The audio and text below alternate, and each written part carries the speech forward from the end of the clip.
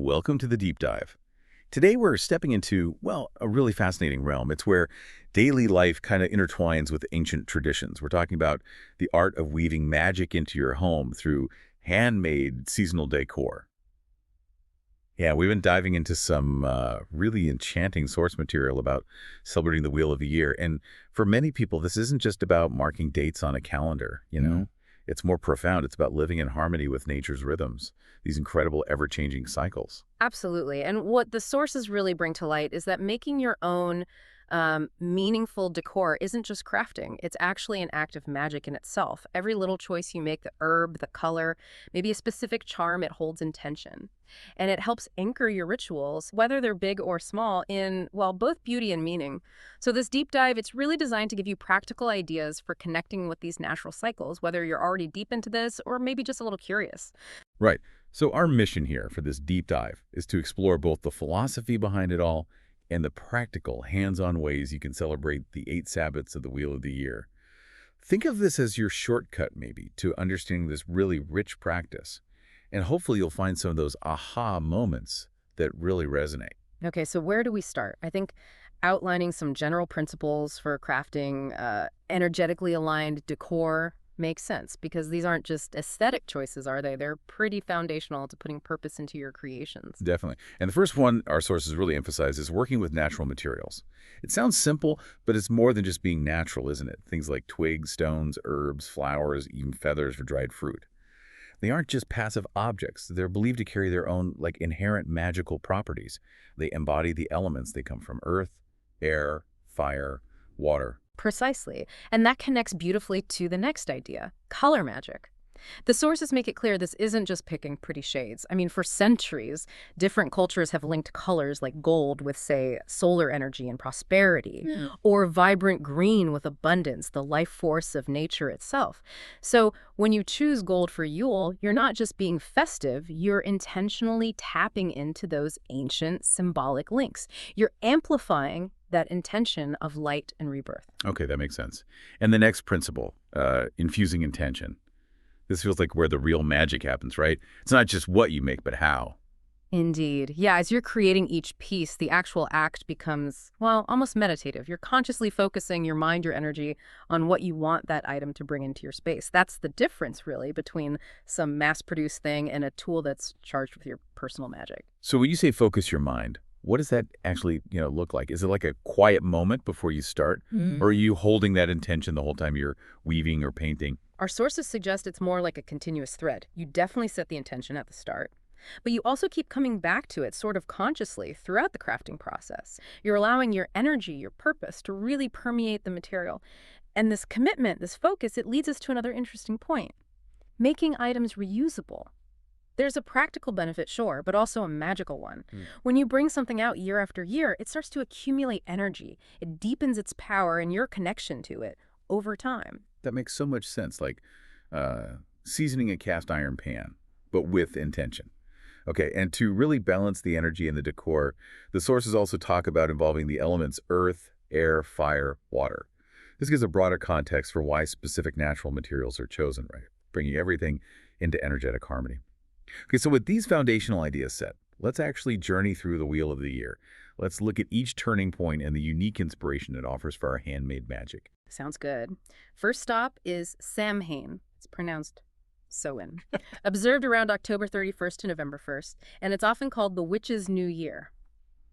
The themes here, they're really about honoring ancestors, acknowledging endings, and seeking protection. Right, protection feels key there. So for decor, you might create an ancestor altar cloth.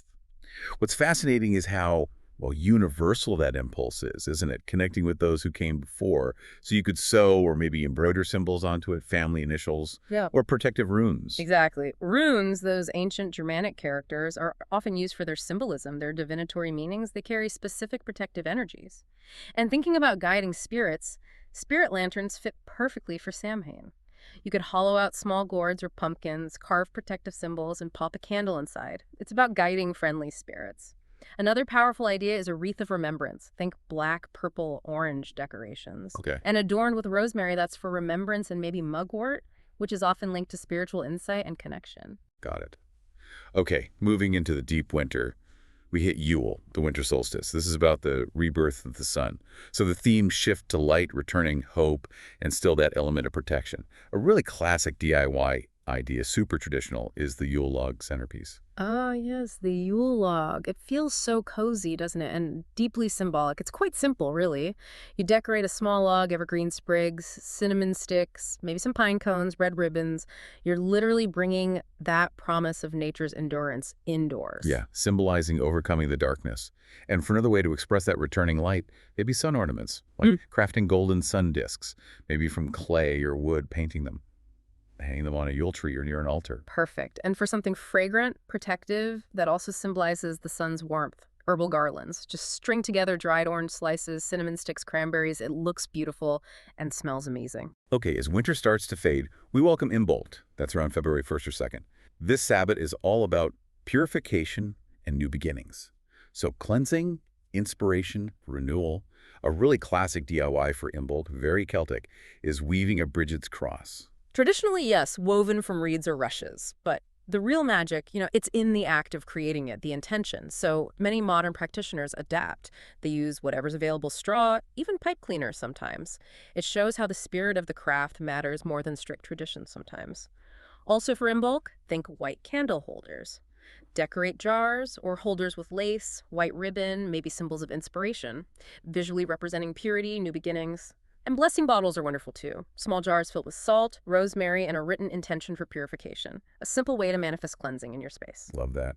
Next, we arrive at Ostara, the spring equinox. And this one's all about balance and growth. Themes like fertility, balance, new life. A really lovely way to celebrate this fresh energy is with painted eggs. Yes. And the beauty here is you can use natural dyes. Things like beetroot for red, turmeric for yellow, maybe spinach for green.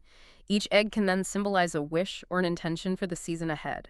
For something more personal, perhaps for a ritual, floral crowns are perfect, weaving seasonal flowers and herbs, connecting you directly to that vibrant spring energy. And to really honor the balance of day and night at the equinox, you could make a balance mobile. A hanging mobile, maybe with equal sun and moon symbols, represents the equilibrium. Nice. Then comes the fire festival, Beltane, April 30th to May 1st. This is such a vibrant Sabbath passion and fertility. Themes of union, abundance, vitality. A really fun, playful DIY that embodies this energy is a mini maypole. Oh, that's a great idea. A tabletop-sized maypole, right, with ribbons representing your intentions. It brings that joyous energy right inside. Beltane really is about embracing that floral abundance of spring. So draping your altar, or maybe a doorway with flower garlands, roses, daisies, hawthorn blossoms, celebrating the earth's fertility. And tying into the themes of passion and growth, you could make ribbon charms. Red for passion, green for growth, white for purity. Tie them to trees outside or on your altar. It sounds simple but potent, like casting intentions out there. Exactly. Okay, halfway through the wheel now we reach Litha, the summer solstice, celebrating the power of the sun.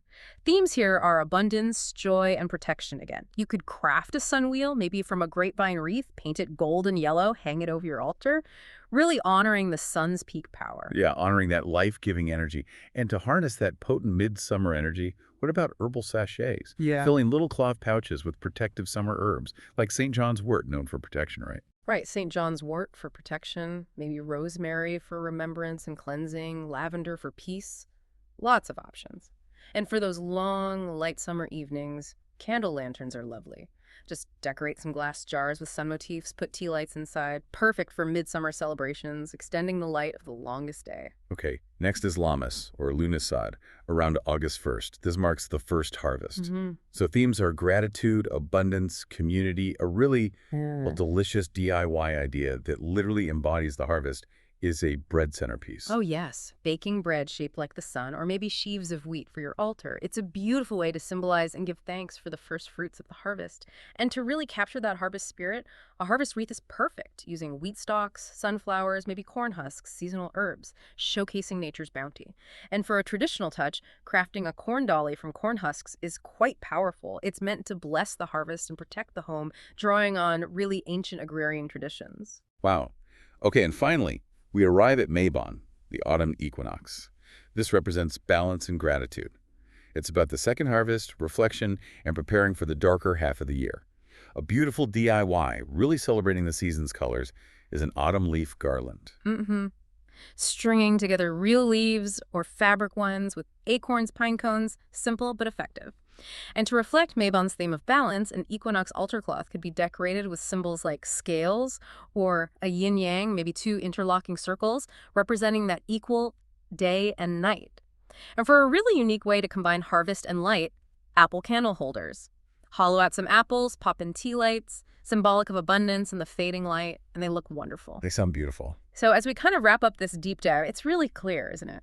Crafting your own decor for the Sabbats is, well, it's so much more than just a seasonal hobby. It's a truly powerful way of weaving magic into your daily life and connecting deeply with the cycles of the earth. Yeah, it really is. It's like the difference between just buying something off a shelf and truly like co-creating a piece of your home's energy. Yeah. Gathering the materials, designing it, actually assembling each piece. You're putting your personal energy, your intention, right into it. It makes it uniquely yours and genuinely meaningful. And what's really fascinating to think about is how over time these handmade items, they don't just stay decorations. They actually become sort of sacred objects. They start carrying the accumulated spirit of the Sabbats year after year. They get imbued with your continuous connection, your intentions, all the memories of seasons past. It deepens everything. It's a powerful thought. So what does this all mean for you listening? We really hope these insights spark your own creative ways to celebrate, to connect with nature's cycles in a way that feels personal and deeply meaningful to you. Maybe it even transforms a simple craft into, a cherished tradition for you or your family. Thank you so much for joining us on this deep dive. May your crafting be blessed and may your home be filled with the beauty of the season.